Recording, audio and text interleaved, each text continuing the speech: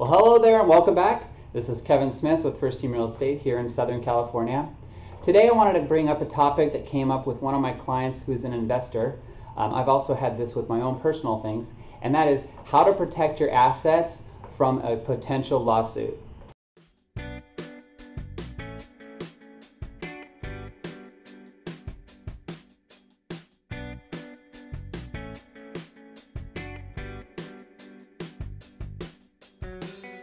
One of the first things you need to do is, if you are an investor and you have multiple properties, we're not just talking about one property for yourself, we're talking about investors that have multiple properties. And that is to be honorable, to be ethical, treat your tenants, your clients, your tenants that are renting your properties with honesty and making sure that they're taken care of. You can go a long way with being upfront with them, making sure that the contracts are signed properly, that deposits are returned in a timely manner. If there's anything that needs to be fixed in the unit, that it's taken care of immediately.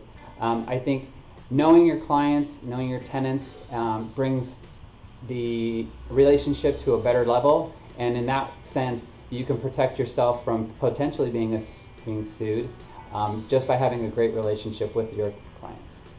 The second thing you could do is to set up an LLC or multiple LLCs. I have 7 properties, and in those LLCs you can set them up as like 2 per LLC or a certain value amount. That way, if you're sued for one property, they'll have a harder time of getting to the assets in the other LLCs. So you'll have a legal veil that will have a harder time for them to get to your assets if there was a lawsuit. Another thing that you're going to want to do is you have some equity in these properties. So setting up a HELOC, having a home equity line of credit is a good way to ensure that you'll have some cash reserves if you need it. If you're not needing it, then you're not paying any interest on it. Instead of doing a long refinance that may take a week or 2 or 3 weeks depending on the situation. So if you do need to come up with some cash to hire legal counsel, you'll have that opportunity with your HELOC. Another thing that you can do is talk to your insurance broker and set up a umbrella policy. That way that you can increase the insurance that will cover certain specific things related to the property. If you have multiple stairs, making sure that you have the proper handrails and non-skid tape down. So making sure that your insurance company is going to be covering you in case there is an accident, but also making sure that your property is well secured. So talk to your insurance broker and get an umbrella policy that's a larger amount that would cover multiple properties. If you did get sued, one of the things that you could do is to make sure that you protect your family.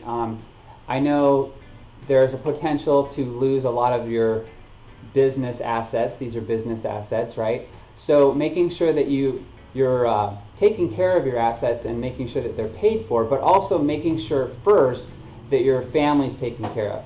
You can always buy the real estate back again, but you have to make sure that you have enough money set aside to take care of your own family while this lawsuit procedure is going on.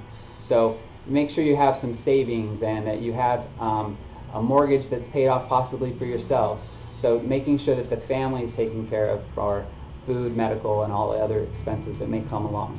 And the final thing would be if, for instance, you were found guilty and you needed to pay, obviously you're going to want to pay them if you can, but in the process of protecting yourself, maybe setting up a self-directed IRA or a Roth IRA where you can put some assets or some money aside for the future. What comes to mind is, for instance, in the O.J. Simpson trial, right? He was found guilty, but a lot of his assets were set aside in a retirement account, and unfortunately, or fortunately, the Goldman family could not attach his retirement account. So it's a way of protecting yourself. Obviously, You know, you never want to do anything that's going to harm your clients or tenants. However, you do need to protect yourself, and while doing this and building your portfolio, you can set up these different IRAs. So that's another asset for you.